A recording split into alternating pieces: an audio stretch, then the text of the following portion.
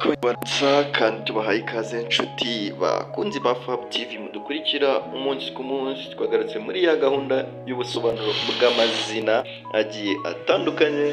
Uyu munsi rero tugiye kuba twagwa ubusobanuro bw'izina Anastase. Wowe witwa Anastase ugiye kumva ubusobanuro bw'izina ryawe, ariko ntuze kugenda utanditse muri comment utubwire uburyo wabyumvishije.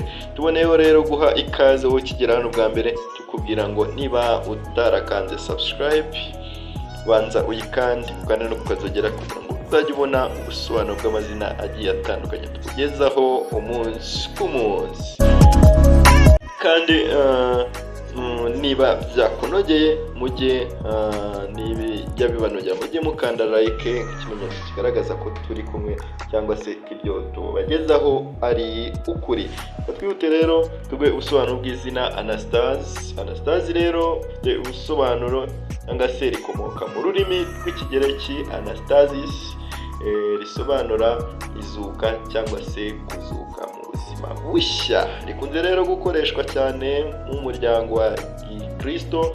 Rifite igisobanuro rero cy'ubuzima bushya, kuzuka no gutangira bundi bushya. Bijyanye n'imico n'imyitwarire ya Anastase. Anastase rero agira umutima mwiza n'ubwitonzi. Anastase akunda amahoro, agira umutima ugira impuhwe kandi akunda gufasha abandi. Nk'inyangamugayo rero afite indangagaciro zikomeye, ntakunda rero ibintu cyangwa se ntakunda ibintu by'amanyanga cyangwa se kubeshya. Ikindi agira kwihangana, akunda gutekereza cyane mbere yo gufata icyemezo kandi ahora yihanganye mu bibazo. Ikindi kandi harimo kwiyoroshya. Anastase arangwa n'ubupfura, yirinda kwiyemera nubwo yaba azi byinshi cyane. Mu bijyanye rero n'ibyo uwitwa Anastase akunda kuba rero hamwe n'abantu b'umutuzo n'ubupfura. Akunda gusenga no kugira umwanya wo gutekereza ku buzima. Ikindi agira ubumenyi n'ubwenge, akunda kwiga no kumenya byinshi. Bijyanye n'ubutabera rero akunda kubona ibintu bikorwa mu kuri. Mu bijyanye rero n'ibyo uwitwa iri zina Anastase yanga ubwirasi, ubwishongozi, ubutiriganya n'akarengane, umuvundo, amakimbirane, gusuzugurwa cyangwa se gusuzugura abandi.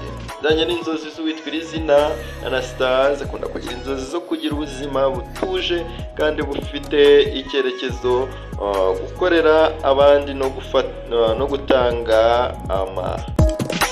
cyangwa se gutanga umusanzu mu mibereho myiza y'abantu. Ikindi akunda gutanga urugero rwiza mu muryango cyangwa se aho akorera. Agira amahoro yo mu mutima n'iterambere rirambye. Rero ubusobanuro bw'izina Anastase, witwa Anastase, ushobora kutwandikira muri comment tubwire uburyo wabyumvishe. Kandi ikindi wowe uri hano twandikira muri comment wifuza ko twazagaruka tuguha ubusobanuro bwaryo. Iyi ni Fab TV, ndabakunda cyane. Ciao ciao.